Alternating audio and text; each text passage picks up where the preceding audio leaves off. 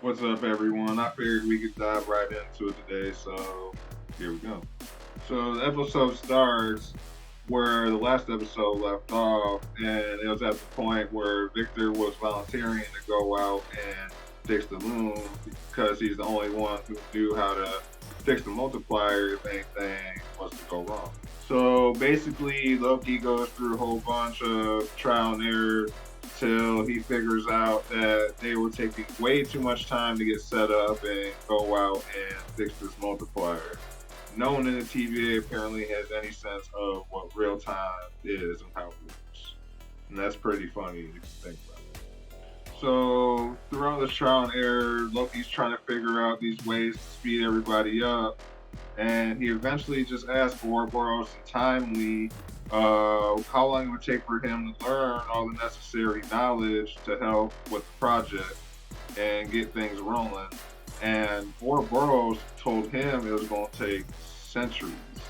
And Timely kind of nodded in agreement and agreed with Ouroboros that it would take any normal man centuries. But Loki, of course, was not a normal man. He's a frost giant and Asgardian.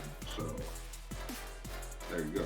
So Loki, now able to control time, ends up going centuries and centuries and centuries and actually going through that to just to learn the necessary knowledge just to fix time itself.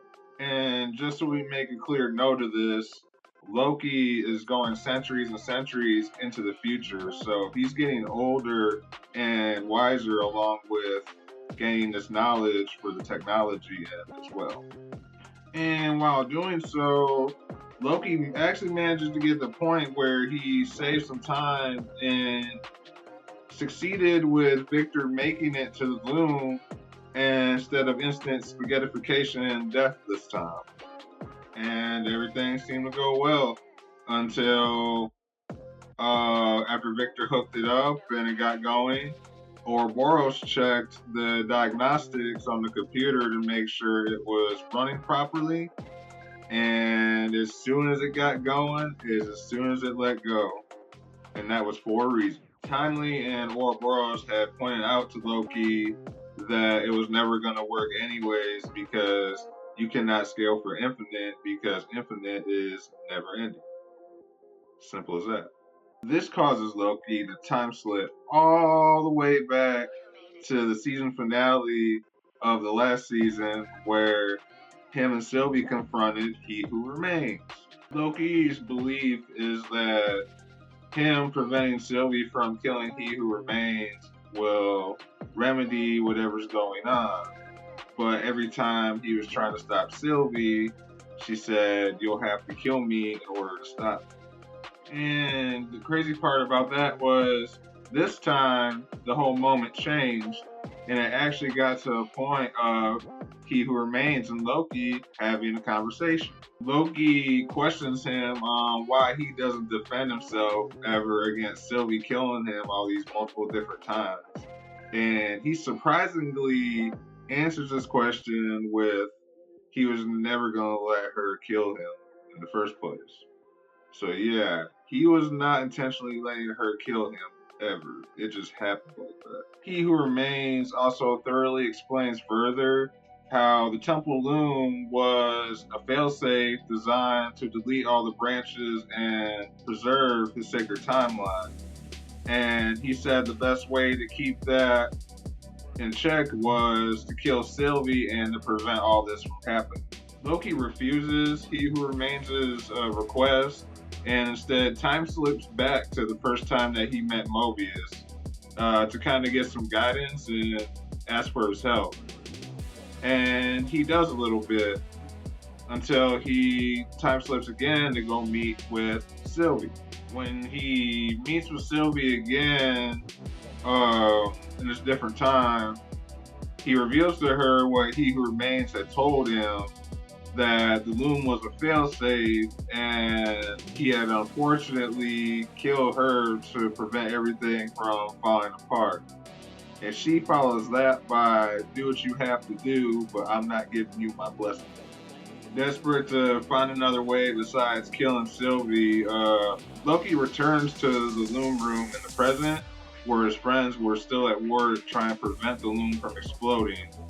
And this time, though, instead of having timely go and launch the multiplier, Loki ventures out towards the loom without any protective gear and saying a word to anybody. Loki seals the bay door behind him as he approaches the door for the loom, and he looks back at Mobius and Sylvie, who were still confused as to what was going on, and says his final words to his friends, which was, "I know what kind of guy I have to be." Loki then uses all his centuries of magic gained as well to walk down to the loom and destroy the loom, reviving the broken branches one by one and reorganizing them, pledging his eternity basically to protecting the timelines and basically becoming the new He Who Remains. And just when you think everything's over, they cut to a scene showing what the TVA was doing in present day. And the TVA's new mission was now to track every variant possible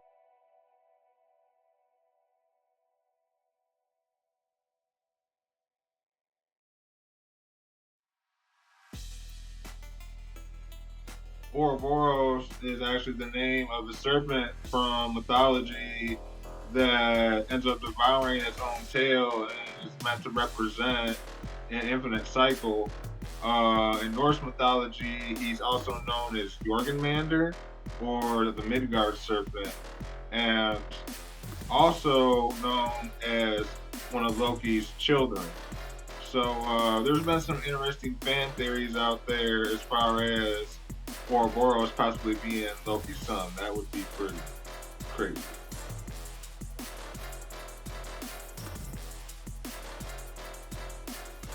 This post-multiversal war flashback at the beginning of episode 4 shows King the Conqueror right after actually he defeated all other variants and had a discussion with Renslayer on what to do next, and has to leave the room so he can enact the protocol. And this protocol was titled Protocol 42. And this Protocol 42 resulted in all the new agents when they came in having their memories wiped, including Renslayer. And this explained why nobody could even remember working at the TVA in any of their past lives. And it even began to suggest, they had to happen routinely getting their memory wiped so they didn't question it. That all being said, the number 42 is a major number in the Marvel Universe. It's connected through both Miles Morales Spider-Man, which we've seen through the Sony movies, and Mr. Fantastic as well, which we've seen in Doctor Strange too. And if you know enough about Miles Morales or pay attention at least during the movies, the number 42 was the ID number of the spider that bit Miles originally. And also, it was the designation of the Earth that the spider came from, Earth 42. And in that same respect, with the number 42, in the comics, that was a prison created by Mr. Fantastic and Tony Stark and Ant-Man, actually, in a dimension known as the Negative Zone. The Negative Zone, actually, in Marvel Comics, is a whole dimension that's made of antimatter, and it's of unknown age and origin, so nobody has a clue in the whole entire universe how long it's even been around, but it's been around. And the significance of the Negative Zone is, in relation to the Fantastic Four, Mr. Fantastic eventually discovers this dimension as a portal between universes, and actually the first portal between universes. And eventually, I think we're going to see that play out in the MCU, as we've already seen Mr. Fantastic in these different portals between universes. And a lot of people think, too, that number 42 is a reference to Hitchhiker's Guide to the Galaxy, where they ask the ultimate question, the answer to life, universe, and everything. And it comes up with the answer 42.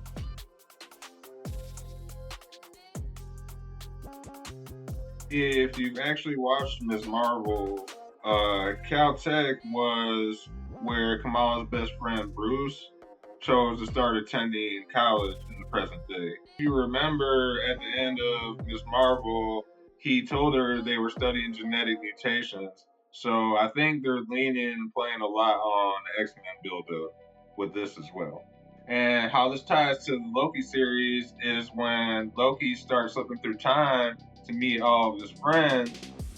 He runs into a 1994 version of Ouroboros, who was a professor at Caltech. So everything, again, going full circle.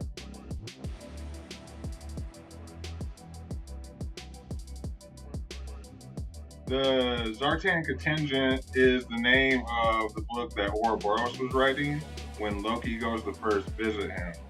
And the funny thing about that is Zartan is actually a G.I. Joe reference to the right-hand man of the Cobra Commander, if you know of G.I. Joe. If not, you can look it up, it's all there. But basically that Zartan was his right-hand man, so is Ouroboros secretly Kang's right-hand man? I guess we're about to find out soon, right? And along with that, that just adds another 80s reference to the pool. We already have the Velvet Underground song along with a few other things, McDonald's, how Sylvia was working there basically during the 80s. A lot of big stuff for the 80s babies. One kind of big Easter egg I noticed towards the end was when Loki started time slipping the second time, and he went to that helpful agent named Casey that was helping them the whole time. He was breaking out Alcatraz in the 50s, his variant was anyway. And Alcatraz was actually the same place from, if you remember and seen the movie, X-Men Last Stand, where they face off in their final battle. So I think that has to do with this. Him time slipping there has to do with the X-Men somehow. That's pretty interesting. Good big Fantastic Four Easter egg was when Renslayer got pruned again. She was sitting there, and in the background, you could see a pyramid sitting back there. And I think that pyramid is from the Kang variant that we saw in Ant-Man, the Pharaoh one named Ramatut. And Ramatut in the comics gets into it with the Fantastic Four. So I think this is a huge build-up on that as well, which is pretty cool.